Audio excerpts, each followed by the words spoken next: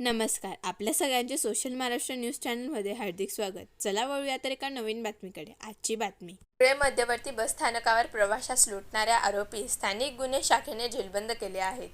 शिरपूर तालुक्यातील मंडळ कृषी अधिकारी शुभम शिरसाट यांना अज्ञात 3 इसमांनी जबरदस्तीने खिशातून मोबाईल, पाकिट तसेच महत्त्वाचे कागदपत्र काढून पळून गेले होते. या संदर्भात शहर पोलीस स्टेशन येथे गुन्हा दाखल करण्यात आला होता. तात्काळ तपास करत स्थानिक गुन्हे शाखेने शहरातील नकाने रोड परिसरातील रिक्षाचालक विजय पवार यास ताब्यात घेत विचारपूस केली असता सदर गुन्ह्याची कबुली देत जबरदस्तीने चोरी करून नेलेला 21,000चा मुद्देमाल हस्तगत करण्यात आला आहे. पुढील तपास पोलीस करीत आहेत. दिनांक 2 एप्रिल रोजी पहाटे 4:30 वाजता शुभम संतराम शिरसाट राहणार शिरपूर हे मंडळ कृषी अधिकारी आहेत शिरपूर येथे.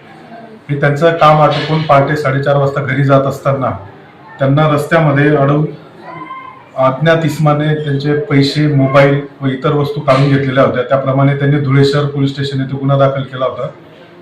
सदर गुन्ह्याचा समांतर तपास करत असताना स्थानिक गुन्हे शाखेच्या पथकाला गोपनीय माहिती मिळाली. हरीश उर्फ विजय पवार हा रिक्षा चालक आहे आणि तो नकाने रोड येथे राहतो. याने हा गुन्हा केल्याचे तपासात निष्पन्न झाले. त्याला ताब्यात घेतले. विश्वासात घेऊन विचारपूस केली असता त्याने गुन्हा केल्याची कबुली दिली व गुन्ह्यामध्ये लुटमार केलेले मोबाईल, रोख रक्कम व इतर जे काही सामान होतं ते त्याने पंचांसमक्ष काढून दिलेलं आहे. सदर आरोपी व मुद्देमाल धुळे शहर पोलीस स्टेशनच्या ताब्यात देऊन पुढील कारवाई करीत आहोत. बातमी आवडल्यास चॅनलला लाईक व सबस्क्राईब करा व दररोज अशा नवनवीन बातम्या पाहण्यासाठी चॅनलला फॉलो करा. धन्यवाद.